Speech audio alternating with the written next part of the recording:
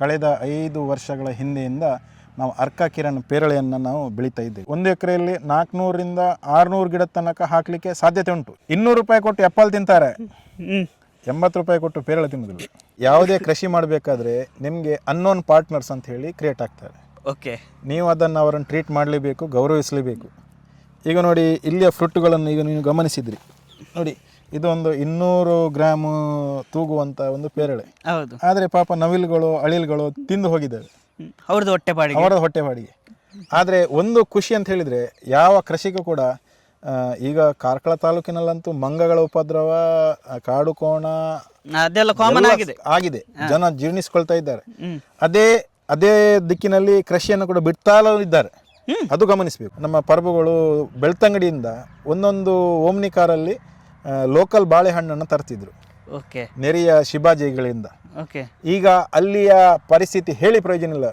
Daily ನೋಡಿದಾಗೆ ಕಾಡಾನೆಗಳು ಮತ್ತು ಕಾಟಿಗಳು ಇಡೀ ತೋಟವನ್ನೇ ಧ್ವಂಸ ಮಾಡಿ, ಅವರಿಗೂ ಇಲ್ಲ, ನಮಗೆ ತಿನ್ನುವವರಿಗೂ ಇಲ್ಲ.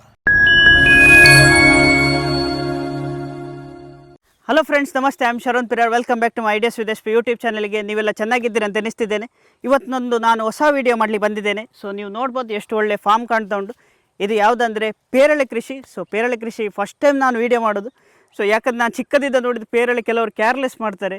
ಅದು ಸಹ ನಮ್ಮಾಚೆ ನಾವು ಪೇರಳೆಗೆ ಕೆಲವರು ಹಣ ಕೊಟ್ಟು ತರ್ತಾರೆ, ಆದರೆ ಪೇರಳೆ ಕೃಷಿ ಮಾಡ್ತಾರೆ ನಂಗೆ ಗೊತ್ತಿಲ್ಲ. ನಾನೀಗ ಎಲ್ಲಿದೆ ಅಂದರೆ ಉಡುಪಿ ಜಿಲ್ಲೆ ಕಾರ್ಕಳ ತಾಲೂಕು ಇನ್ನ ಗ್ರಾಮದಲ್ಲಿದ್ದೇನೆ. ನೀವು ನೋಡೋ ತುಂಬ ಒಳ್ಳೇದುಂಟು. ಸೊ ಇವರ ಹತ್ರ ಮಾಹಿತಿ ಕೇಳುವ. ಅವ್ರು ತುಂಬ ಒಳ್ಳೆ ಮಾತಾಡ್ತಾರೆ ಫಾರ್ಮಿಂಗ್ ಬಗ್ಗೆ, ಮತ್ತು ನಮ್ಮದು ಎಕೋಸಿಸ್ಟಮ್ ಬಗ್ಗೆ ಸಹ ನಿಮಗೆ ಐಡಿಯಾ ಸಿಗ್ತದೆ. ಈ ವಿಡಿಯೋ ಸ್ಕಿಪ್ ಮಾಡಿದೆ ಎಂಡ್ ತನಕ ನೋಡಿ. ಈಗ ನಾವು ನಮ್ಮ ವಿಡಿಯೋ ಸ್ಟಾರ್ಟ್ ಮಾಡುವ.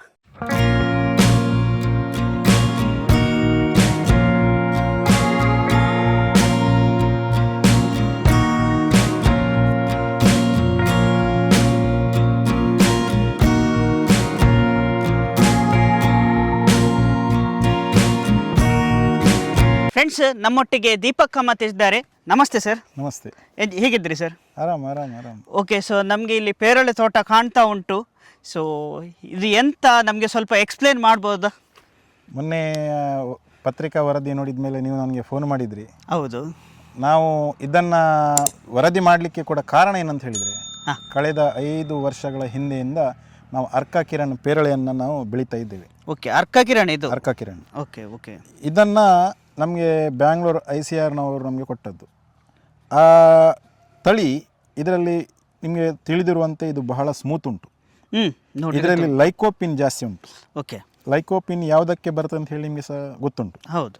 ಸೊ ಒಂದು ಫ್ರೂಟ್ ನಮಗೆ ಸುಲಭ ದರದಲ್ಲಿ ಸುಲಭವಾಗಿ ಸಿಗಬೇಕು ಅನ್ನೋಂಥ ಕಲ್ಪನೆ ನಮ್ಮ ICRರವರದು. ಓಕೆ. ಅವರು ಇಡೀ ದೇಶ ವಿದೇಶ ತಿರುಗಿದವರು, ತುಂಬ ಜ್ಞಾನವನ್ನು ಪಡ್ಕೊಂಡವರು. ಅವರ ಕಲ್ಪನೆ ಏನಂದರೆ, ಅವರ ಹುಟ್ಟೂರು ಇನ್ನದಲ್ಲಿ ಇಂಥದ್ದೊಂದು ಪ್ರಾಜೆಕ್ಟ್ ಮಾಡಬೇಕಂತ ಹೇಳಿ ಒಂದು 7-8 ಫಾರ್ಮರ್ಸನ್ನು ಒಟ್ಟು ಮಾಡಿ ಇನ್ನ ಕರಾವಳಿ ಫಾರ್ಮರ್ಸ್ ಅಸೋಸಿಯೇಷನ್ ಟೈಪ್ ಒಂದು ಸಂಸ್ಥೆಯನ್ನು ಕಟ್ಟಿ ಅದರಲ್ಲಿ ನಮಗೆ ಈ ಪೇರಳೆ ಕೃಷಿ ಮಾಡಲಿಕ್ಕೆ ಅವರು ಮಾರ್ಗದರ್ಶನ ಇಟ್ಟರು. ಓಕೆ. ನಮಗೆ ತೋಟಗಾರಿಕೆ ಇಲಾಖೆಯಿಂದ ಕೂಡ ಒಳ್ಳೆಯ ಸವಲತ್ತೆಲ್ಲ ಸಿಕ್ಕಿದೆ. ಈ ಮಣ್ಣಿನಲ್ಲಿ ಏನಾಗ್ತದೆ ಅಂತ ಹೇಳಿದರೆ, ಇಲ್ಲಿ ಬೆಳೀತದೆ, ಅದಕ್ಕೆ ತುಂಬ ಪರಿಶ್ರಮ ಕೂಡ ಬೇಕಾಗ್ತದೆ. ಓಕೆ. ಈಗ ಹಣ್ಣು ಬರಲಿಕ್ಕೆ ಆಗಿರುವಂಥ ಸಂದರ್ಭದಲ್ಲಿ ಕೆಲವೆಲ್ಲ ನಮಗೆ ಸಮಸ್ಯೆಗಳು ಸಹ ಉಂಟು. ಹೌದೌದು. ಈಗ ಸಮಸ್ಯೆ ಇಲ್ಲದೆ ಯಾವುದು ಸಹ ಇಲ್ಲ. ಹೌದು, ಕರೆಕ್ಟ್. ಏನಂತ ಹೇಳಿದರೆ, ಈಗ ನೋಡಿ, ಹಣ್ಣುಗಳು ಇದು ಹೈ ಡೆನ್ಸಿಟಿ ಫಾರ್ಮಿಂಗಲ್ಲಿ ಬೆಳೆಯುವಂಥದ್ದು. ಓಕೆ. ನಿಮಗೆ ಒಬ್ಬ ಮಹಿಳೆ ಕೂಡ ಈ ಫಾರ್ಮನ್ನು ಮೇಂಟೈನ್ ಮಾಡಲಿಕ್ಕೆ ಸಾಧ್ಯತೆ ಇರುವ ದೃಷ್ಟಿಕೋನ. ಹೌದು, ಕರೆಕ್ಟ್. ಮತ್ತೆ ಒಂದು ಗಿಡದಿಂದ ಇನ್ನೊಂದು ಗಿಡಕ್ಕಿರುವಂತಹ ವ್ಯತ್ಯಯ ಕೂಡ, ಏನು ಜಾಗ ಕೂಡ ತುಂಬ ಇರಲಿಕ್ಕಿಲ್ಲ. ಅಂದರೆ ಇದನ್ನು ಪ್ರೋನಿಂಗ್ ಎಲ್ಲ ಮಾಡಲಿಕ್ಕೆ ಉಂಟು. ಮತ್ತೆ ಅದರದ್ದೇ ಆದಂಥ ಕೆಲವು ನಡವಳಿಗಳುಂಟು. ಅದಕ್ಕೆ ಈ ಒಂದು ಟೈಮಲ್ಲಿ ಗೊಬ್ಬರ ಕೊಡಬೇಕು, ಮತ್ತು ಅದನ್ನು ಏನೆಲ್ಲ ಅದಕ್ಕೆ ಕೆಲವೆಲ್ಲ ಮಾಡಲಿಕ್ಕೆ ಉಂಟು. ಸೊ ಆ ಸಂದರ್ಭದಲ್ಲಿ ಏನಾಗ್ತದೆ ಅಂತ ಹೇಳಿದರೆ, ಹೊರಗಿನ ವಾತಾವರಣ, ಈ ಸರ್ತಿ ಮಳೆ ಎಷ್ಟು ತಿಂಗಳು ಬಂದಿದೆ ಅಂತ ಹೇಳಿ ನಿಮಗೆ ಗೊತ್ತುಂಟು, ಇಡೀ ವರ್ಷ ಬಂದಿದೆ. ಸೊ ಚಳಿ ಹೇಗೆ ಉಂಟಂತ ಸಹ ಗೊತ್ತುಂಟು. ಹೌದೌದು. ಬಿಸಿಲು ಹೇಳಲೇಬಾರ್ದು. ಕರೆಕ್ಟ್. ಸೊ ನಮಗೆ ಇಲ್ಲಿಯ ಕಾರ್ಕಳ ತಾಲೂಕಿನಲ್ಲಿ ಏನಾಗ್ತದೆ ಅಂತ ಹೇಳಿದ್ರೆ, 3 ಚಳಿಗಾಲ, ಮಳೆಗಾಲ, ಬಿಸಿಗಾಲ ಒಂದೇ ದಿವಸ ಬಂದದ್ದು ಸಹ ಉಂಟು. ಕರೆಕ್ಟ್. ಸೊ ಈ ಗಿಡಗಳಿಗೆ ತಡ್ಕೊಳ್ಳುವ ಸಾಮರ್ಥ್ಯ ಸ್ವಲ್ಪ ಕಡಿಮೆ ಉಂಟು. ಸೊ ಅದು ಫಸಲಿನ ಮೇಲೆ ಪರಿಣಾಮ ಬೀಳ್ತದೆ. ಹೌದು. ನಸೀಬಲ್ಲಿ ಫಸಲ್ ಬಂತು ತಿಳ್ಕೊಳ್ಳುವ. ಇಲ್ಲಿ ಒಂದು ಏನಂತ ಹೇಳಿದರೆ, ಹಣ್ಣು ಗಿಡದಿಂದ ಕೊಯ್ದು 2 ದಿವಸದೊಳಗೆ ಗ್ರಾಹಕನ ಬಾಯಿಗೆ ಹೋಗಬೇಕು, ಹೋದರೆ ಒಳ್ಳೆಯದು. ಇಲ್ಲದಿದ್ದರೆ ಏನಾಗ್ತದೆ ಅಂತ ಹೇಳಿದರೆ ಇಲ್ಲಿಯ ಬಿಸಿಗೆ ಕಲರ್ ಡಿಮ್ ಆಗ್ತದೆ. ಆಗ ಗ್ರಾಹಕ ಅದನ್ನು ತೆಗೆದು ಬದಿಗಿಡ್ತಾನೆ, ಅಂಗಡಿಯವರಿಗೆ ಕೂಡ ಮಾರಲಿಕ್ಕೆ ಕಷ್ಟ. ಸೊ ನಾವು ಆದಷ್ಟು ನೇರವಾಗಿ ಗ್ರಾಹಕರಿಗೆ ಕೊಡಬೇಕು ಅನ್ನೋಂಥದ್ದು ಆಶೆ. ಯಾಕಂತ ಹೇಳಿದರೆ ಒಂದು ಅವರಿಗೆ ಗುಣಮಟ್ಟದಲ್ಲಿ ಸಾಗ್ತದೆ, ದರದಲ್ಲಿ ಕೂಡ ಆಗ್ತದೆ, ಮತ್ತು ಬೇಗವಾಗಿ ಕೂಡ ಜನರಿಗೆ ಕೂಡ ಅದು ನೇರವಾಗಿ ಬೇಗ ಸಿಕ್ಕಿದ್ರೆ ಜನರಿಗೆ ಒಂದು ಲಾಭ ಆಗ್ತದೆ ಅಂತ ಹೇಳಿ. ಹೌದು. ಸೊ ಇಲ್ಲಿ ಎಷ್ಟು ಗಿಡಗಳು ಉಂಟು ಟೋಟಲಿ? ನಮಗೆ ನಾವು 8 ಎಕರೆಯಲ್ಲಿ ಮಾಡಿದ್ವಿ. ಓಕೆ. ಮೊದಲಾಗಿ ನಾನು 1/2 ಎಕರೆ, ಮತ್ತು ನಮ್ಮ ಮಿಕ್ಕಿ ಮಾಮ ಒಬ್ಬರು 2 ಎಕರೆ, ಮತ್ತು ಐಸಿರವರು ಒಂದು 2.5-3 ಎಕರೆ, ಮತ್ತೊಬ್ಬರು 1 ಎಕರೆ, ಹೀಗೆಲ್ಲ ಸೇರಿ ಮಾಡಿದ್ದು. ಓಕೆ. ಆದರೆ ಏನಾಯ್ತು ಅಂತ ಹೇಳಿದರೆ ಕೆಲವರ ಉಮೇದು ಇಳಿದೋಯ್ತು. ಯಾಕಂತ ಹೇಳಿದ್ರೆ ಪಾಪ ಲೇಬರ್ ಪ್ರಾಬ್ಲಮ್ಗಳು, ಇಲ್ಲಿಯ ವಾತಾವರಣದ ಜಂಜಾಟಗಳು, ತುಂಬ ಸಮಸ್ಯೆಗಳುಂಟು. ಓಕೆ. ಆದರೆ ಅದನ್ನು ಪ್ರಬಲವಾಗಿ ಸಮರ್ಥವಾಗಿ ತಡೆಯೊಡ್ಡಿ ಕೆಲಸ ಮಾಡಿದವರು ಅಂತ ಹೇಳಿದರೆ ಐಸಿರವರು. ಪಾಪ ಅವರು ನಿಜವಾಗಿ ಹೇಳ್ತೇನೆ, ಎಷ್ಟೇ ನಷ್ಟ ಆದರೂ ಕೂಡ ಅವರದನ್ನು ಬಿಡುವುದಿಲ್ಲ ಅನ್ನೋ ಛಾತಿಯಲ್ಲಿ ಅವರು ಪಾಪ ಮಾಡ್ತಾ ಇದ್ದಾರೆ. ನೀವು ಸಹ ಮಾಡ್ತಿದ್ದೀರಿ? ನಾವು ಸಹ ಮಾಡ್ತಾ ಇದ್ದೇವೆ, ನಾವು ಸಪೋರ್ಟ್ ಮಾಡ್ತಾ ಇದ್ದೇವೆ, ನಾವು ಸಹ ಕೆಲಸ ಮಾಡ್ತಾ ಇದ್ದೇವೆ. ಓಕೆ.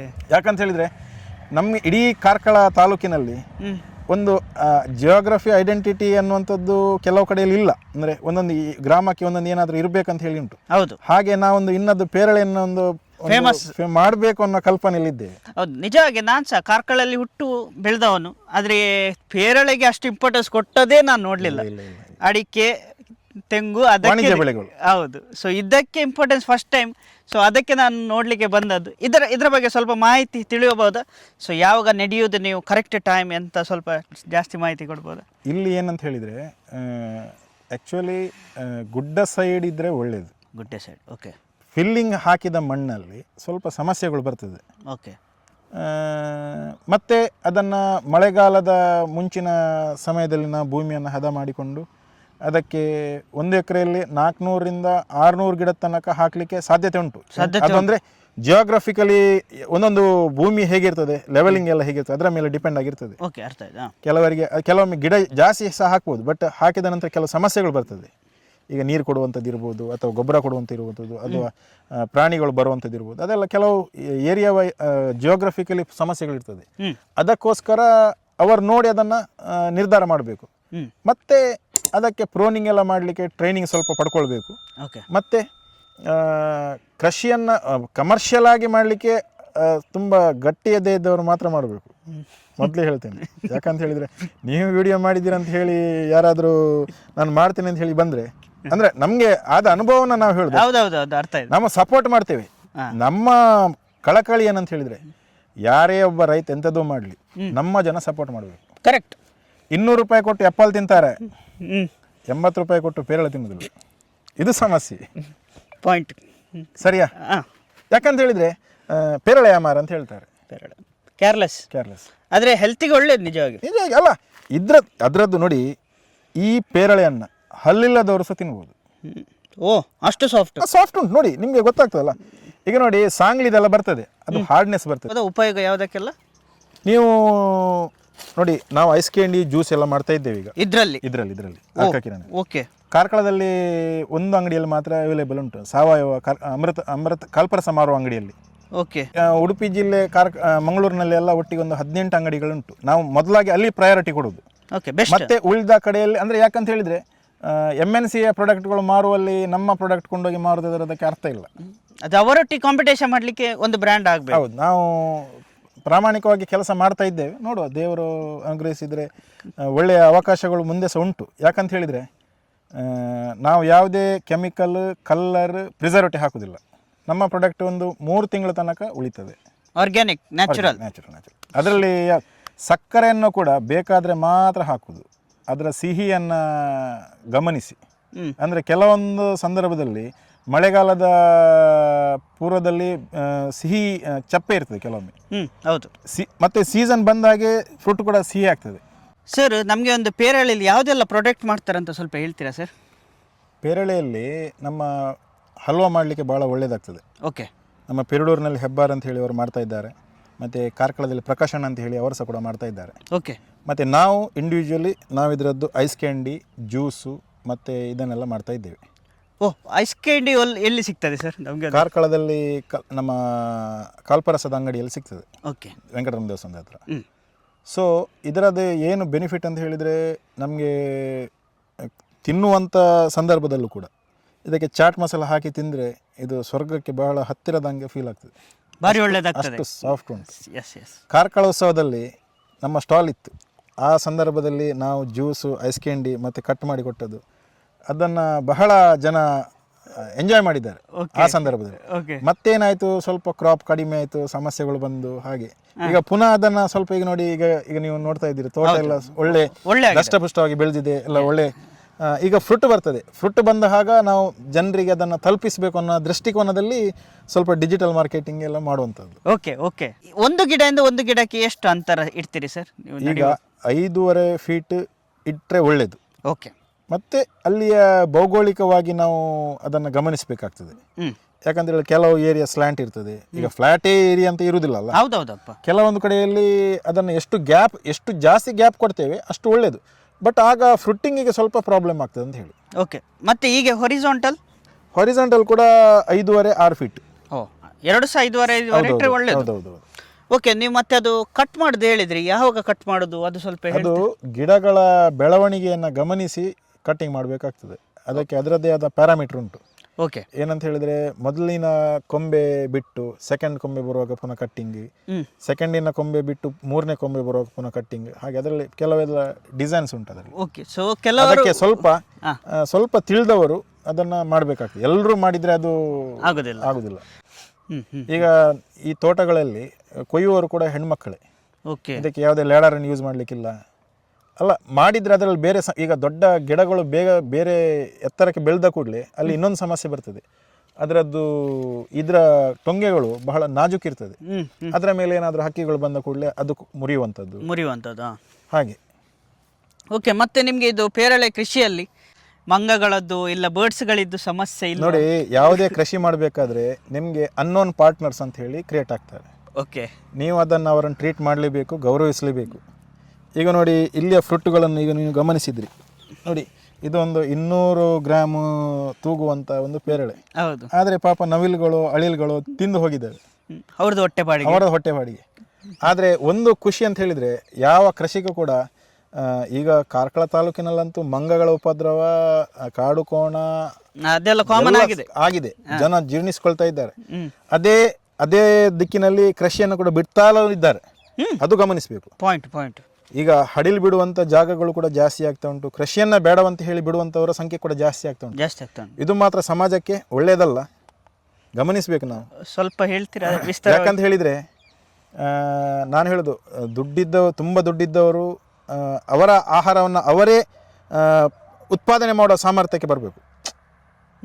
ಅವರ ಮನೆ ಖರ್ಚಿಗೆ ಬೇಕಾದ ಹಾಲನ್ನಾಗಲಿ, ತರಕಾರಿಯನ್ನಾಗಲಿ ಅವರ ಹತ್ರ ಏನಾದರೂ ಮಾಡಿ, ಅದಕ್ಕೆ ದುಡ್ಡಿನ ಮೌಲ್ಯಮಾಪಕನ ಮಾಡಬಾರ್ದು. ಅವರು ಆಹಾರದ ಗುಣಮಟ್ಟವನ್ನು ಅವರು ಬೆಳೆಸ್ಕೊಳ್ಳೋ ನೋಡಬೇಕು. ಈಗ ಹಿಂದೆ ನಮ್ಮ ಬೆಳ್ಮಣಿಗೆ, ಕಾಂಜರಗಟ್ಟೆಗೆಲ್ಲ ನಮ್ಮ ಪರ್ಬುಗಳು ಬೆಳ್ತಂಗಡಿಯಿಂದ ಒಂದೊಂದು ಓಮ್ನಿ ಕಾರಲ್ಲಿ ಲೋಕಲ್ ಬಾಳೆಹಣ್ಣನ್ನು ತರ್ತಿದ್ರು, ನೆರೆಯ ಶಿಬಾಜಿಗಳಿಂದ. ಈಗ ಅಲ್ಲಿಯ ಪರಿಸ್ಥಿತಿ ಹೇಳಿ ಪ್ರಯೋಜನ ಇಲ್ಲ. ಡೈಲಿ ನೋಡಿದಾಗೆ ಕಾಡಾನೆಗಳು ಮತ್ತು ಕಾಟಿಗಳು ಇಡೀ ತೋಟವನ್ನೇ ಧ್ವಂಸ ಮಾಡಿ, ಅವರಿಗೂ ಇಲ್ಲ, ನಮಗೆ ತಿನ್ನುವವರಿಗೂ ಇಲ್ಲ. ಆರ್ಗ್ಯಾನಿಕ್ ಇಲ್ಲ. ಯಾಕಂದರೆ ಆರ್ಗ್ಯಾನಿಕ್ ಇದು ಬಿಡಿ. ಈಗ ಒಳ್ಳೆ ಮೈಸೂರು ಬಾಳೆಹಣ್ಣು ತಿನ್ಬೇಕಂತ ಹೇಳಿ ಆಸೆ ಆಗ್ತದೆ, ಸಿಗುದಿಲ್ಲ.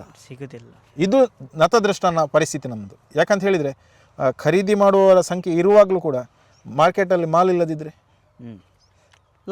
ಲಾಸೇ. ತಿನ್ನುವವನಿಗೆ ಲಾಸ್, ಮಾಡುವವನಿಗೆ ಲಾಸ್, ಹಾಗೆ ಪಾಯಿಂಟ್. ಸೊ ನಾವೆಲ್ಲರೂ ಕೇವಲ ಒಂದೇ ದೃಷ್ಟಿಕೋನದಲ್ಲಿ ಆಲೋಚನೆ ಮಾಡ್ತಾ ಇದ್ದರೆ ಆಗಲಿಲ್ಲ. ನಮ್ಮ ದೃಷ್ಟಿಕೋನಗಳು ಸ್ವಲ್ಪ ಬದಲಾಗಬೇಕು. ಮುಂದಿನ ಜನ್ರೇಷನಿಗೆ ಒಳ್ಳೆಯ ಆಹಾರ ಕೊಡಬೇಕು ಅನ್ನುವ ಒಂದು ಕಾಳಜಿ ಇರಬೇಕು. ಈಗ ನೋಡಿ, ನಮ್ಮ ಜಿಲ್ಲೆಯಲ್ಲಿ ಇಷ್ಟು ತೆಂಗಿನ ಮರ ತೋಟಗಳೆಲ್ಲ ಇದ್ದು ಕೂಡ ನಮಗೆ ಇವತ್ತು ತೆಂಗಿನೆಣ್ಣೆ ತಿನ್ನಲಿಕ್ಕೆ ಆಗದ ಪರಿಸ್ಥಿತಿಯಲ್ಲಿ ನಾವು ತಲುಪಿದ್ದೇವೆ. ದುಬಾರಿ ರೇಟು. ಕರೆಕ್ಟ್. ಸೊ ನಾವು ಎಲ್ಲೇ ಒಂದು ಎಡವಿದ್ದೇವೆ. ಅಂದರೆ ಈ ಕೃಷಿಯಲ್ಲಿ ಹೇಗಂತ ಹೇಳಿದರೆ, ಎಲ್ಲಿಯೋ ಒಂದು ಸರ್ತಿ ಮಾಡಿದ ತಪ್ಪು ಅಥವಾ ಏನಾದರೂ ಆದ ಘಟನಾವಳಿಗಳು ಅದು ಲಾಂಗ್ ಟರ್ಮಿನವರೆಗೆ ಅದರ ಪರಿಣಾಮಗಳು ಬೀಳ್ತಾ ಇರ್ತದೆ. ಹೌದು, ಅಗ್ರೀಡ್. ಈಗ ನಾವು ಬರುವ ವರ್ಷ ಫಸಲು ತೆಗಿಬೇಕಂತಾದರೆ ಈ ವರ್ಷವೇ ಅದಕ್ಕೆ ಪೂರ್ವ ತಯಾರಿಗಳಾಗಬೇಕು. ಸೊ ಎಲ್ಲವೂ ಹಾಗೆ. ಆದ್ದರಿಂದ ಕೃಷಿ ಸಮಾಜ ಉಳಿಬೇಕಂತ ಹೇಳಿ ಕಾಳಜಿ ಎಲ್ಲರ ಮನಸ್ಸಿನಲ್ಲಿರಬೇಕು. ನೋಡಿ, ಇವತ್ತು ಗ್ಲೋಬಿನಲ್ಲಿ ನಡೆಯುವಂಥ ವಿದ್ಯಮಾನಗಳು ಗೊತ್ತುಂಟು. ಪ್ರತಿಯೊಂದಕ್ಕೂ ಅವರದೇ ಆದಂಥ ಮರ್ಜಿಗಳು, ಅವರದೇ ಆದಂಥ ಸುಂಕ ಹೇರಿಕೆಗಳು. ನಾಳೆ ನಾವು ಆಹಾರದ ವಿಚಾರದಲ್ಲಿ ನಮ್ಮ ದೇಶಕ್ಕೆ ಯಾರೂ ಕೂಡ ಉಪಕಾರ ಮಾಡೋ ಸ್ಥಿತಿಯಲ್ಲಿಲ್ಲ. ಯಾಕಂತೇಳಿ ನಮ್ಮದು 140 ಕೋಟಿ ಜನಸಂಖ್ಯೆಯ ದೇಶ. ನಾವು ಸ್ವಾವಲಂಬಿಗಳಾಗದಿದ್ದರೆ ಯಾರ ಹತ್ರ ದೇಹಿ ಅನ್ನುವ ಸ್ಥಿತಿಗೆ ನಾವು ಬರಬಾರ್ದು. ಕರೆಕ್ಟ್. ನಮ್ಮಲ್ಲಿರುವ ವ್ಯವಸ್ಥೆಗಳನ್ನು ನಾವು ಚೆನ್ನಾಗಿ ಬಳಕೆ ಮಾಡಿಕೊಂಡು ನಮ್ಮ ಉತ್ಪಾದಕತೆಯನ್ನು ಹೆಚ್ಚಿಸುವ ನಿಟ್ಟಿನಲ್ಲಿ ಎಲ್ಲರೂ ಮನಸ್ಸು ಮಾಡಬೇಕು. ಇದರಲ್ಲಿ ಅವರಿವರಿಗಂತ ಹೇಳಿ ನಾವು ಬೊಟ್ಟು ತೋರಿಸ್ಲಿಕ್ಕೆ ಆಗೋದಿಲ್ಲ. ಕರೆಕ್ಟ್. ಈಗ ನನ್ನ ಇನ್ನೊಂದು ದೊಡ್ಡ ಮನವಿ ಏನಂತ ಹೇಳಿದರೆ, ಎಲ್ಲ ನಮ್ಮ ದೇವಸ್ಥಾನಗಳು, ಚರ್ಚ್ಗಳು, ಮಸೀದಿಗಳು ತುಂಬ ಬಲಾಢ್ಯವಾಗಿವೆ. ಕೆಲವೊಂದು ಅವರ ದೇವಸ್ಥಾನಕ್ಕೆ ಬೇಕಾದಂತಹ ಎಣ್ಣೆಯ ಅಥವಾ ತರಕಾರಿಗಳನ್ನು ಅವರು ಉತ್ಪಾದನೆ ಮಾಡಬೇಕು. ಜಾಗ ಉಂಟು ಮಾಡಬೇಕು, ಮಾಡಿಸಬೇಕು. ಈಗ ಅವರಿಗೆ ಅವರ ಪೂರ್ವ ನಿರ್ಧರಿತ ಕಾರ್ಯಕ್ರಮ, ಒಂದು ದೇವಸ್ಥಾನದ ಕಾರ್ಯಕ್ರಮ ಆಗ್ತದೆ ಅಂತ ಹೇಳಿದರೆ ಗೊತ್ತುಂಟು. ಯಾಕೆ ನಾವು ಆ ಘಟ್ಟದಿಂದಲೇ ಕುಂಬಳಕಾಯಿ ತರಬೇಕು? ಯಾಕೆ ನಮ್ಮಲ್ಲಿ ಮಾಡಬಾರ್ದು? ಕರೆಕ್ಟ್, ಸರಿ ಅಲ್ವಾ? ಕರೆಕ್ಟ್. ಕೃಷಿ ಯಾರ್ಸ ಮಾಡ್ಲಿಕ್ಕೆ ತಯಾರೇ ಇಲ್ಲ, ಈಗದ ಯಂಗ್ಸ್ಟರ್ ಅಂತೂ ತಯಾರೇ ಇಲ್ಲ. ಸೊ ಕೆಲವೊಂದು ನಾವು ಮತ್ತೆ ಬೊಬ್ಬೆ ಹೊಡೆಯೋದಕ್ಕಂತೂ ಅದಕ್ಕಿಂತ ಸ್ವಲ್ಪ ಪರಿಹಾರ ಮಾರ್ಗೋಪಾಯಗಳನ್ನು ನಾವೇ ಮಾಡಿದರೆ ಬಹಳ ಒಳಿತು. ಇಲ್ಲದಿದ್ದರೆ ನಮ್ಮ ಆರ್ಥಿಕತೆ ಸಹ ಹಾಳಾಗ್ತದೆ, ಆರೋಗ್ಯ ಸಹ ಹಾಳಾಗ್ತದೆ. ಪಾಯಿಂಟ್. ಈಗದ ಆರೋಗ್ಯ ಕೇಳಬೇಕಂತ ಇಲ್ಲ ಎಲ್ಲ. ಸೊ ನಿಮ್ಮ ಅಭಿಪ್ರಾಯ ಕಮೆಂಟ್ ಮಾಡಿ. ಮತ್ತು ಸರ್, ಇದ್ರ ಬಗ್ಗೆ ನಮಗೆ ಪೇರಳೆ ಬಗ್ಗೆ ಇನಿ ಅಂತ ಹೇಳ್ತೀರಿ? ಹೊಸೊಬ್ರು ಯಾರಾದರೂ ಪ್ಲ್ಯಾನ್ ಮಾಡಿದರೆ ಕೃಷಿ ಮಾಡಲಿಕ್ಕೆ, ಒಂದು ಈ ವಿಡಿಯೋ ನೋಡಿ ಇಲ್ಲ ಎಂತಾದರೆ, ಸೊ ಅವರಿಗೆ ಎಂತ ಸಲಹೆ ಕೊಡ್ತೀರಿ? ಅವರು ದೊಡ್ಡ ಮನಸ್ಸಿನಲ್ಲಿ ಮಾಡೋದಾದರೆ ನಮ್ಮ ಬೆಂಬಲ ಉಂಟು. ಓಕೆ. ಈಗ ನಮ್ಮ ಐಸಿರಾವ್ರವರು ಒಮ್ಮೆ ಒಂದು ಚರ್ಚಿನ ಧರ್ಮಗುರುಗಳ ಹತ್ರ ಮಾತಾಡಿ ಅವರೊಂದು 10-20 ಎಕರೆಯಲ್ಲಿ ಅಲ್ಲ 100 ಎಕರೆ ತನಕ ಮಾಡ್ತೀನಿ ಅಂತ ಹೇಳಿ ಒಬ್ಬ ಹೊರಟರು. ಆಗ ಐಸಿರಾವರು ಹೇಳಿದ್ರು, ಸ್ವಲ್ಪ ತಡೀರಿ, ನಾವು ಅನುಭವಕ್ಕೆ ಬಂದು ನಾವು ಅದರಲ್ಲಿ ಜಯ ಗಳಿಸಿದ ಮೇಲೆ ನಿಮಗೆ ನಾವು ಹೇಳ್ತೇವೆ ಅಂತ ಹೇಳಿದ್ದಾರೆ. ಓಕೆ. ಸೊ ಆಶಾವಾದ ಇರಬೇಕು, ಸರಿ, ಒಪ್ಕೊಳ್ತೇನೆ. ಆದರೆ ಪರಿಸ್ಥಿತಿಯ ವೈರುಧ್ಯಗಳು, ಈಗ ಯಾರೋ ಹೇಳಿದಂತ ಹೇಳಿ ಹೋಗಿ ಮಾಡಿ ನಷ್ಟ ಮಾಡ್ಕೊಂಡು ಪಾಪ ನಾವು ಮತ್ತೆ ನಮ್ಮ ಹೆಸರು ಹಾಳಾಗಬಾರ್ದು, ವ್ಯವಸ್ಥೆಯ ಹೆಸರು ಹಾಳಾಗಬಾರ್ದು. ಅದರಲ್ಲಿ ತುಂಬ ವೈರುಧ್ಯಗಳುಂಟು, ಒಪ್ಕೊಳ್ತೇವೆ ನಾವು, ಇಲ್ಲಂತಲ್ಲ. ಈ ಹೊರಗಿನ ವಾತಾವರಣದ ಇದರಿಂದ ತುಂಬ ಕಷ್ಟ ಉಂಟು. ಇವತ್ತು ಒಂದೊಂದು ಊರಲ್ಲಿ ದಿವಸಕ್ಕೆ 2-2 ಎಕರೆ ಜಾಗ ಲೆವೆಲ್ ಆಗ್ತಾ ಉಂಟು. ಕೃಷಿ ಮಾಡೋದಾದರೆ ನಿಮ್ಮ ಜಾಗದ ಮರಮಟ್ಟು ಮಾತ್ರ ಅಲ್ಲ, ಇನ್ನೊಬ್ಬನ ಜಾಗದ ಮರಮಟ್ಟು ಕೂಡ ಅದಕ್ಕೆ ನಿಮಗೆ ಉಪಯೋಗಿ. ಇದು ಒಂದು ಹಣ್ಣು ಬೆಳಿಬೇಕಾದ್ರೆ ಎಲ್ಲಿಯೋ ಒಂದು ಇದ್ದ ಜೇನು ಬಂದು ಪರಾಗಸ್ಪರ್ಶ ಮಾಡಿದರೆ ಮಾತ್ರ ಆಗುವಂಥದ್ದು. ಮತ್ತೆ ಪರಾಗಸ್ಪರ್ಶ ಆಗದೆ ಯಾವುದೇ ಹಣ್ಣು ಬೀಳ್ತದಾ? ನಮಗೆ ಅದು ಗೊತ್ತಿರಬೇಕು. ಇದು ಎಲ್ಲ ಇದೊಂದು ಕೃಷಿ ಅಂತ ಹೇಳಿದ್ರೆ ಒಂದು ಸೈಕಲ್. ಒಬ್ಬ ಏನಾದರೂ ಒಂದು ತಪ್ಪು ಮಾಡಿದರೆ ಅದರ ಇಂಪ್ಯಾಕ್ಟ್ ಸಮಾಜಕ್ಕೆ ಬೀಳ್ತದೆ, ಎಲ್ಲರಿಗೂ, ಕೃಷಿ ಬದುಕಿಗೆ ಬೀಳ್ತದೆ. ಸೊ ಇದು ಯಾರು ಎನ್ನಿಸಿದಿಲ್ಲ ಮಾತ್ರ. ಅಲ್ಲ, ನನಗೆ ಯಾಕೆ ಅಲ್ಲ, ಈಗ ನನ್ನ ಜಾಗದಲ್ಲಿ ನಾನು ಲೆವೆಲ್ ಮಾಡಿ ಏನೋ ಒಂದು ಮಾಡಿಬಿಟ್ರೆ ನಂದು ಜಾಗ ಅಂತ ಹೇಳಿ. ಕರೆಕ್ಟ್. ಆದರೆ ಅದರ ಇಂಪ್ಯಾಕ್ಟ್ ಏನಾಗ್ತದೆ ಅಂತ ಹೇಳಿದ್ರೆ ಇನ್ನೊಬ್ಬನ ಕೃಷಿ ಭೂಮಿಗೆ ಬೀಳ್ತದೆ. ಈಗ ಬಯಲಲ್ಲಿರುವಂಥ ಒಂದು ಗದ್ದೆಯಲ್ಲಿ ಮಣ್ಣು ಹಾಕಿ ಹೈಟ್ ಮಾಡಿದ್ರಂತಾದ್ರೆ ಉಳಿದವರ ಗದ್ದೆಗೆ ಪಾಪ ಕೃಷಿ ಮಾಡಲಿಕ್ಕೆ ತುಂಬ ಕಷ್ಟಗಳು. ಪೊಲ್ಯೂಷನ್ ಅಂತಲ್ಲ, ಕಷ್ಟ ಸಾಧ್ಯ. ಅಂದರೆ ನೀರು ಏರ್ತದೆ, ನೀರು ಮುಳುಗ್ತದೆ, ಅಥವಾ ನೀರು ಕಡಿಮೆ ಆಗ್ತದೆ, ತಡೆ ಆಗ್ತದೆ. ಇದೆಲ್ಲವೂ ಕೂಡ ಒಂದು ಸಮಸ್ಯೆಗಳು, ಬೇರೆ ಬೇರೆ ಸಮಸ್ಯೆಗಳು. ಸೊ ಮತ್ತೆ ದೇವರ ದಯದಲ್ಲಿ ನಮ್ಮ ಊರಿಗೆ ಈಗ ಮೇಲ್ಪದರದ ನೀರುಂಟು, ಬಾವಿ ನೀರುಗಳು. ಆದರೆ ಬೋರ್ವೆಲ್ ನೀರನ್ನು ನಾವು ಉಪಯೋಗ ಮಾಡಿ ಕೃಷಿ ಮಾಡುವುದು ಸರ್ವತಾ ಒಳಿತಲ್ಲ. ಅದು ಕೂಡ ಅದರಲ್ಲಿ ಕೂಡ ಕೆಲವು ಕಂಟ್ಯಾಮಿನೇಷನ್ ಚೇಂಜಸ್ ಬರ್ತದೆ, ಖರ್ಚು ಜಾಸ್ತಿ ಆಗ್ತದೆ, ವಿದ್ಯುತ್ತಿನ ಖರ್ಚು ಜಾಸ್ತಿ ಆಗ್ತದೆ, ಮೇಂಟೆನೆನ್ಸ್ ಜಾಸ್ತಿ ಆಗ್ತದೆ, ಬೇರೆ ಬೇರೆ ಸಮಸ್ಯೆಗಳು. ಆದ್ದರಿಂದ ಮೇಲ್ಪದರದ ನೀರಿನ ಕೃಷಿಯನ್ನು ಮಾಡಿದರೆ ಎಲ್ರಿಗೂ ಸಮಷ್ಟಿಗೆ ಹಿತ.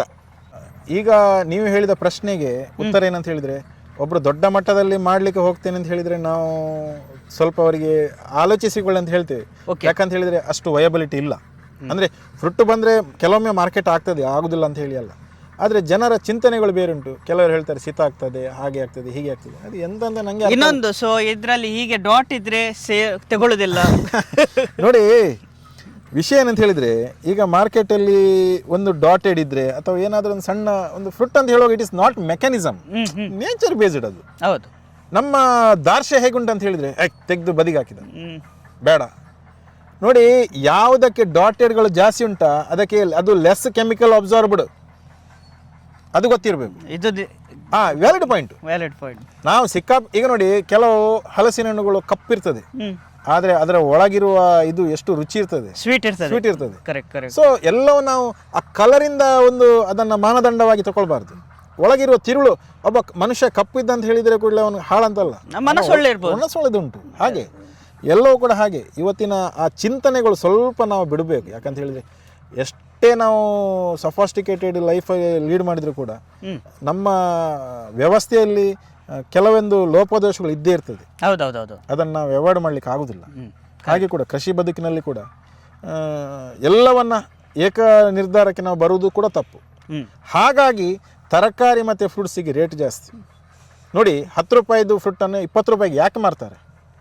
ಅರ್ಧ ಬಂದ ಗಿರಾಕಿಗಳು ಇವರ ದಾರ್ಶ್ಯದಿಂದಲೇ. ಸ್ವಲ್ಪ ಬಾಡಿದ್ರೆ ಬೇಡ, ಸ್ವಲ್ಪ ಹೊಟ್ಟೆ ಆದ್ರೆ ಬೇಡ, ಸ್ವಲ್ಪ ಡ್ಯಾಮೇಜ್ ಆದ್ರೂ ಬೇಡ. ಈಗ ಟ್ರಾನ್ಸ್ಪೋರ್ಟೇಷನ್ ಡ್ಯಾಮೇಜ್ ಇರ್ತದೆ ಅಥವಾ ಬೇರೆ ಬೇರೆ ಸಮಸ್ಯೆಗಳಿರ್ತದೆ. ಸೊ ಅಂಗಡಿಯವನು ಕೂಡ ಲಾಭ ಮಾಡ್ಕೊಳ್ಳಿಕ್ಕೆ ಕುತ್ಕೊಂಡವ ಅಥವಾ ಇನ್ನೊಬ್ಬ ಕೂಡ ಅದರಿಂದಲೇ ಜೀವನೋಪಾಯ ಮಾಡುವ. ಸೊ ಅವರೆಂತ ಮಾಡ್ತಾರೆ, ರೇಟನ್ನು ಡಬಲ್ ಮಾಡಿಬಿಡ್ತಾನೆ. ಹಾಗಾಗಿ ನಾವು ಈ ಚಿಂತನೆಗಳು ಏನಂತ ಹೇಳಿದ್ರೆ ಒಂದೇ ದಿವಸಕ್ಕೆ ಆಗಲಿ ಒಂದೇ ಇದರಿಂದಾಗಿ ಸರಿ ಆಗುವಂಥದ್ದಲ್ಲ. ಎಲ್ಲರೂ ಸಾರ್ವತ್ರಿಕ ಆಗಬೇಕು, ಕಾಮನ್ ಎಜೆಂಡಾ ಆಗಬೇಕು. ಎಲ್ಲರ ಅವರದು ಥಿಂಕಿಂಗ್ ಚೇಂಜ್ ಮಾಡಿ. ಯಾಕಂತ ಹೇಳಿದ್ರೆ ನಮ್ಮ ಇಂಥ ಯೋಚನೆಗಳು ಜನರ ಮನಸ್ಸಿನಲ್ಲಿ ಬಂದರೆ ತುಂಬ ಸಮಸ್ಯೆಗಳು ಪರಿಹಾರ ಆಗ್ತದೆ. ಜನರಿಗೆ ಈಗ ಏನಾಗ್ತದೆ ಅಂತ ಹೇಳಿದರೆ, ಕೆಲವೊಮ್ಮೆ ನಾವು ನೇರವಾಗಿ ಹೇಳ್ತೇನೆ, ನಾವು ಕೆಲವೊಮ್ಮೆ ನಮ್ಮದೇ ಟೀಮ್ನಲ್ಲಿ ಯಾರ ಹತ್ರದ್ದು ಅಂಗಡಿಯಲ್ಲಿ ಇದರಲ್ಲೇ ಐಟಮ್ ಉಳಿದ್ರೆ ನಾವು ಅದನ್ನು ತೆಗೆದು ಅವನ ಹತ್ರ ಒಂದು ದರಕ್ಕೆ ಖರೀದಿ ಮಾಡಿ ಬೇರೆ ಯಾವ ವ್ಯವಸ್ಥೆಗೆ ಕೊಡ್ಲಿಕ್ಕೆ ಆಗ್ತದೆ ಅದನ್ನು ಕೊಡ್ತೇವೆ. ಒಳ್ಳೇದು. ಯಾಕಂತ ಹೇಳಿದರೆ ಅವನಿಗೂ ಸಹ ಬೇಜಾರಾಗಬಾರ್ದು. ಮೊನ್ನೆ ಹೀಗೆ ಆಯಿತು, ಒಂದು ಪ್ರೋಗ್ರಾಮಲ್ಲಿ ಒಬ್ಬ ಅಂಗಡಿಯವನ ಹತ್ರ ನಾವು ಕೊಟ್ಟದೇ ಪೇರಳೆ 15 kg ಮಾರಾಟ ಆಗೋದು ಉಳಿತು. ಪುನಃ ಅವನ ಹತ್ರ ಮರು ಖರೀದಿ ಮಾಡಿ ಅದನ್ನು ಚೆಂದ ಮಾಡಿ ನಾವು ಕೊಟ್ಟು NSS ಕ್ಯಾಂಪಿನ ಮಕ್ಕಳಿಗೆ ಕಟ್ ಮಾಡಿ ಚಾಟ್ ಮಸಾಲೆ ಕೊಟ್ಟದ್ದು. ಅವರಿಗೆ ಆದ ಖುಷಿ ಉಂಟಲ್ಲ, ಅದಕ್ಕೆ ಮೌಲ್ಯ ಕಟ್ಟಲಿಕ್ಕೆ ಆಗುದಿಲ್ಲ. ಅಂಗಡಿಯವನಿಗೆ ಸಹ ಖುಷಿ. ಸೊ ಇಂಥದ್ದೆಲ್ಲ ಕೆಲವು ನಾವು ಇಂಪ್ಲಿಮೆಂಟ್ ಮಾಡ್ತಾ ಇದ್ದೇವೆ. ಇದನ್ನ ಯಾಕೆ ಹೇಳುವುದಂತ ಹೇಳಿದ್ರೆ, ಜನರಿಗೆ ಕೆಲವರಿಗೆ ಅವಕಾಶ ಉಂಟು. ನಾವು ಅದನ್ನ ನಮ್ಮ ಆಲೋಚನೆಗಳು ಬೇರೆ ಬೇರೆ ಉಂಟು. ಅದು ಸಹ ಇವತ್ತಿನ ಈ ವ್ಯವಸ್ಥೆಯಲ್ಲಿ ಅಂದ್ರೆ ಎಲ್ರಿಗೂ ಕೂಡ ಮುಕ್ತ ಅವಕಾಶಗಳು, ಎಲ್ರಿಗೂ ಕೂಡ ಸಮಾಜವನ್ನು ತಿರ್ಲಿಕ್ಕೆ ಅಥವಾ ಸಮಾಜದೊಟ್ಟಿಗೆ ಹೋಗ್ಲಿಕ್ಕೆ ಅವಕಾಶಗಳುಂಟು. ಖಾಲಿ ಹಿಂದಿನಾಗೆ ಅಲ್ಲ. ಈಗ ನಿಮ್ಮ ಮಾತನ್ನು 1000 ಜನ ಕೇಳಲೂಬಹುದು ಅಥವಾ ಅದರಲ್ಲಿ ಸ್ವಲ್ಪ ಜನ ಅದನ್ನು ರೂಢಿ ಮಾಡಿಕೊಳ್ಳಬಹುದು. ಇದೆಲ್ಲವೂ ಕೂಡ ಇವತ್ತಿನ ಪ್ಲಸ್. ಅದನ್ನು ನಾವು ಅದಕ್ಕಾಗಿ ಹೇಳುದು ಏನಂತ ಹೇಳಿದ್ರೆ, ನಾವು ಇಂಥ ಸಣ್ಣ ಸಣ್ಣ ಯೋಚನೆಗಳನ್ನು ಮಾಡಿದರೆ ಸಮಾಜಕ್ಕೆ ನಮ್ಮಿಂದ ಲಾಭ ಮಾಡಲಿಕ್ಕೆ ಆಗ್ತದೆ. ಸೊ ಈ ವಿಡಿಯೋದಿಂದ ಯಾರಿಗೆ ನೋಡ್ತಿದ್ದೀರಿ, ಸೊ ಶೇರ್ ಮಾಡಿ. ಈ ವಿಡಿಯೋ ತುಂಬ ಯೂಸ್ಫುಲ್ ಉಂಟು. ಸೊ ನಮಗೆ ಯಾಕೆ ಅಂತ ನಾವು ಥಿಂಕಿಂಗ್ ಚೇಂಜ್ ಮಾಡಿ ಎಂತಾದರೆ ಸೊಸೈಟಿಗೆ ಒಳ್ಳೇದು ಮಾಡಿದರೆ ಒಳ್ಳೇದಂತ ಅನ್ನಿಸ್ತೇನೆ. ಹೌದು. ಸೊ ಸರ್, ಇದು ಬುಡಕ್ಕೆ ನೀವು ಎಂತ ಹಾಕ್ತೀರಿ? ನೋಡಿ, ಇದಕ್ಕೆ ಮೊದಲು ಮಣ್ಣನ್ನು ಭೂಮಿಯನ್ನು ಹದ ಮಾಡಿ ಪ್ಲಾಂಟೇಶನ್ ಮಾಡುವ ಹೊತ್ತಿಗೆ ಅದಕ್ಕೆ 2-3 ಟೈಪ್ ಇದು ಗೊಬ್ಬರ ಬರ್ತದೆ. ಅಂದರೆ ಹುಳ ಹುಪ್ಪಟ್ಟಿ ಆಗದೇ ಇರುವಂಥದ್ದು, ಮತ್ತು ನಮ್ಮ ಸುಡುಮಣ್ಣು ಕೂಡ ನಾವು ಒಂದು ಸ್ವಲ್ಪ ಪ್ರಮಾಣದಲ್ಲಿ ಹಟ್ಟಿ ಗೊಬ್ಬರ ಅದನ್ನೆಲ್ಲ ಹಾಕ್ಲಿಕ್ಕುಂಟು. ಮೇಲಾಗಿ ಅವರು ಇಲಾಖೆಯವರು ಕೆಲವು ಅದಕ್ಕೆಲ್ಲ ಡ್ರಿಪ್ಪಿಂಗಲ್ಲಿ ಯಾವುದೆಲ್ಲ ಕೊಡಬೇಕು ಅದನ್ನು ಕೊಡಲೇಬೇಕು. ಯಾಕಂತ ಹೇಳಿದರೆ ಇದು ಆ್ಯಕ್ಚುಲಿ ಬಯೋಟೆಕ್ನಿಕಲಿ ಅದನ್ನು ಜರ್ಮಿನೇಟೇಷನ್ ಮಾಡಿದ ಪ್ಲಾಂಟ್ಸ್ ಇದು. ಅರ್ಥ ಆಯ್ತಾ? ಆ ಪ್ಲಾಂಟೇಶನ್ಸ್ ಅಂದರೆ ಇದೆಲ್ಲ ಕಸಿ ಕಟ್ಟಿದ ಗಿಡಗಳು. ಸೊ ಅದರಲ್ಲಿ ಕೆಲವು ಏರಿಯಾಕ್ಕೆ ಪ್ಲಾಂಟೇಶನ್ ಮಾಡಿದ ಕೆಲವು ಸಮಸ್ಯೆಗಳು ಬರ್ತದೆ. ಈಗ ಹಾಗೆ ಆಗಬಾರ್ದು ಅಂತ ಹೇಳಿ ವಿಜ್ಞಾನಿಗಳು ಅದಕ್ಕೆ ಬೇಕಾದಂಥ ವ್ಯವಸ್ಥೆಯನ್ನು ಅವರು ಮಾಡ್ತಾರೆ. ಮತ್ತೆ ಇದಕ್ಕೆ ನೀವು ಡ್ರಿಪ್ ಇರಿಗೇಷನ್ ಇಲ್ಲ ನೀರು ಪೈಪಲ್ಲಿ? ಇಲ್ಲ, ಡ್ರಿಪ್ಪೇ ಮಾಡಬೇಕಾಗ್ತದೆ. ಯಾಕಂತ ಹೇಳಿದ್ರೆ ಗೊಬ್ಬರವನ್ನು ಕೂಡ ನಾವು ಡ್ರಿಪ್ಪಿನಲ್ಲಿ ಕೊಡೋದ್ರಿಂದ. ಗೊಬ್ಬರ ಸಹ ಡ್ರಿಪ್ಪಲ್ಲಿ? ಹೌದೌದು.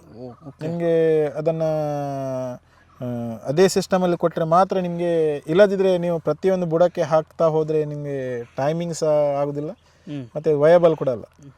ಇವತ್ತಿದು ತಂತ್ರಜ್ಞಾನ ಎಲ್ಲ ಬೇರೆ ಬೇರೆ ಉಂಟು, ಬಹಳ ಒಳ್ಳೆ ಉಂಟು, ಇಲ್ಲ ಅಂತಲ್ಲ. ಮತ್ತು ಅದನ್ನು ನಾವು ಉಪಯೋಗ ಮಾಡ್ಕೊಳ್ಬೇಕು. ಮತ್ತೆ ಇದಕ್ಕೆ ಹುಲ್ಲು ಬರ್ತದೆ, ಸೊ ಅದಕ್ಕೆ ನೀವು ಇದು ಮ್ಯಾಟ್ ಹಾಕಿದ್ದೀವಿ. ಹೌದು.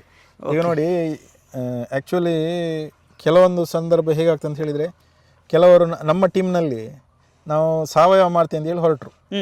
ಅವರ ಉದ್ದೇಶ ಒಳ್ಳೇದಿತ್ತು. ಹೌದೌದು. ನಾವು ಮ್ಯಾಟ್ ಹಾಕೋದಿಲ್ಲ, ಹಾಗೆ ಮಾಡೋದಿಲ್ಲ, ಗೊಬ್ಬರ ಆ ಟೈಪ್ ಹಾಕೋದಿಲ್ಲ. ಅವರಿಗೆ ಸಹ ಬೆಳೆ ಬಂತು, ಆದರೆ ಪ್ರಮಾಣ ಬಹಳ ಕಡಿಮೆ ಬಂತು. ಓಕೆ. ನಿಮಗೆ ಗೊತ್ತಿರಬೇಕು, ಯಾಕಂತ ಹೇಳಿದರೆ ಅದರದ್ದೇ ಆದ ವೈರುಧ್ಯಗಳುಂಟು. ಹೌದೌದೌದು. ಅದಕ್ಕೆ ಮಾರ್ಕೆಟ್ನಲ್ಲಿ ಸಾವಯವ ಅಂತ ಹೇಳಿ ದುಬಾರಿ ಡಬಲ್ ಬೆಲೆ ಯಾರು ಕೊಟ್ಟು ತಗೊಳ್ಳೋದಿಲ್ಲ. ಕಾಮನ್ ರೇಟೇ ಫಿಕ್ಸ್ ಆಗ್ತದೆ. ಹೌದು, ಪಾಯಿಂಟ್. ಸೊ ಖರ್ಚುಗಳು ಕೂಡ ಹಾಗೆ, ಅವರಿಗೆ ಖರ್ಚು ಏನು ಕಡಿಮೆ ಆಗೋದಿಲ್ಲ. ಸೊ ಆದ್ದರಿಂದ ಯಾವುದೆಲ್ಲ ವ್ಯವಸ್ಥೆಗಳುಂಟು ಅದನ್ನು ನಾವು ಉಪಯೋಗ ಮಾಡ್ಕೊಳ್ಬೇಕು. ಓಕೆ. ಮತ್ತು ಇದಕ್ಕೆ ಯಾವುದಾದ್ರೂ ರೋಗ ಬರ್ತದೆ? ಅಂದರೆ ತುಂಬ ದೊಡ್ಡ ಮಟ್ಟಿದಂತಲ್ಲ, ಕೆಲವೊಂದು ಅದಕ್ಕೆ ಈಗ ನೋಡಿ, ಈ ಎಲೆಯಲ್ಲಿ ಬ್ಯಾಕ್ ಸೈಡಲ್ಲಿ ನೋಡಿ ಈ ಫಂಗಸ್ ಅಟ್ಯಾಕ್ಸ್ ಎಲ್ಲ ಆಗ್ತದೆ. Okay okay. ಅದಕ್ಕೆ ಕೆಲವೊಮ್ಮೆ ಸ್ಪ್ರೇ ಸಹ ಹೊಡಿಲಿಕ್ಕೆ ಬರ್ತದೆ, ಅಥವಾ ಸ್ಪ್ರೇ ನಾವು ಜಾಸ್ತಿ ಮಾಡ್ಲಿಕ್ಕೆ ಹೋಗುದಿಲ್ಲ. ಅಂದರೆ ನ್ಯಾಚುರಲಿ ಅದು ಹೀಲ್ ಆಗ್ತದೆ, ಅದಕ್ಕೆ ಆ ಸಾಮರ್ಥ್ಯ ಉಂಟು. ಬಟ್ ಕೆಲವೊಂದು ಸರ್ತಿ ಏನಾಗ್ತದೆ ಅಂತ ಹೇಳಿದರೆ, ಹೋದ ವರ್ಷ ಅಲ್ಲ ಅದರ ಮುಂಚಿನ ವರ್ಷ ಸ್ವಲ್ಪ ಸಮಸ್ಯೆ ಆಗಿತ್ತು. ಓಕೆ. ಮತ್ತು ಅದಕ್ಕೆ ವಿಜ್ಞಾನಿಗಳು ಒಂದು ಲಿಕ್ವಿಡ್ ಕೊಟ್ಟಿದ್ರು, ಅದನ್ನು ಸ್ವಲ್ಪ ಮಾಡಿದ ನಂತರ ಕಂಟ್ರೋಲಿಗೆ ಬಂತು. ಓಕೆ. ಹಾಗೆ ಇದರಲ್ಲಿ ದೊಡ್ಡ ಪ್ರಾಬ್ಲಮ್ ಏನಂತ ಹೇಳಿದ್ರೆ, ಯಾವುದಾದ್ರೂ ಒಂದು ಗಿಡಕ್ಕೆ ಬಂದರೆ ಎಲ್ಲಕ್ಕೆ ಬರ್ತದೆ, ಅದೇ ಸಮಸ್ಯೆ. ಓ, ಅದು ತುಂಬ ಲಾಸ್. ಅದೇ ಸಮಸ್ಯೆ. ಅಂದರೆ ಈಗ ನೀವು ಕೋಳಿ ಫಾರ್ಮಲ್ಲಿ ಸಹ ನೋಡಿ, ಒಂದು ಕೋಳಿಗೆ ಹುಷಾರಿಲ್ಲ ಅಂತ ಆದರೆ ಅಥವಾ ಏನಾದರೂ ಸಮಸ್ಯೆ ಆದರೆ ಎಲ್ಲ ಕೋಳಿಗಳಿಗೂ ಬರ್ತದೆ. ಒಂದು ಹಟ್ಟಿಯಲ್ಲಿ ಕೂಡ ಹಾಗೆ ರೋಗ ಬರ್ತದೆ. ಸೊ ಅದರ ಬಗ್ಗೆ ನಾವು ಬಹಳ ಜಾಗ್ರತೆ ಆಗಿರಬೇಕು. ಓಕೆ, ಸರಿ ಸರ್, ನಿಮ್ಮ ಟೈಮ್ ಮತ್ತು ಇನ್ಫಾರ್ಮೇಷನಿಗೆ ತುಂಬ thanks. Thank you. So first time ತುಂಬ ಕಲೀಲಿಕ್ಕೆ ಸಿಕ್ಕಿದ್ದು. ಸೊ ಇಂಥದೇ ವೀಡಿಯೋಸಿಗೆ ಐಡಿಯಾಸ್ ಇದೆ ಯೂಟ್ಯೂಬ್ ಚಾನಲ್ ಸಬ್ಸ್ಕ್ರೈಬ್ ಮಾಡಿ. ಮತ್ತು ಇನ್ನೊಮ್ಮೆ ನಾವು ವಿಸಿಟ್ ಮಾಡ್ತೇವೆ ನಿಮ್ಮದು ಇನ್ನೂ ಸಹ ಫಾರ್ಮಿಂಗ್ ನೋಡಲಿಕ್ಕೆ ವೀಡಿಯೋಸ್. ತುಂಬ ಥ್ಯಾಂಕ್ಸ್. Thank you. ಈಗ ನಮ್ಮ ವಿಡಿಯೋ ಎಂಡ್ ಮಾಡ್ತಿದ್ದೆ. ಈ ವಿಡಿಯೋ ಇಷ್ಟ ಆದರೆ ಲೈಕ್ ಮಾಡಿ, ಆದಷ್ಟು ಜನರಿಗೆ ಶೇರ್ ಮಾಡಿ. ಇವತ್ತಿಂದ ನನಗೆ ತುಂಬ ಕಲೀಲಿ ಸಿಕ್ಕಿತು, ನಿಮಗೆ ಸಹ ಸಿಕ್ಕಿದೆ ಅಂತ ಎನಿಸ್ತೇನೆ. ಸೊ ಕಮೆಂಟ್ ಮಾಡಿ ನಿಮ್ಮ ಅಭಿಪ್ರಾಯವನ್ನು. ಇನ್ನು ನಾವು ನೆಕ್ಸ್ಟ್ ವಿಡಿಯೋದಲ್ಲಿ ಸಿಕ್ಕುವ. ಬಾಯ್ ಬಾಯ್.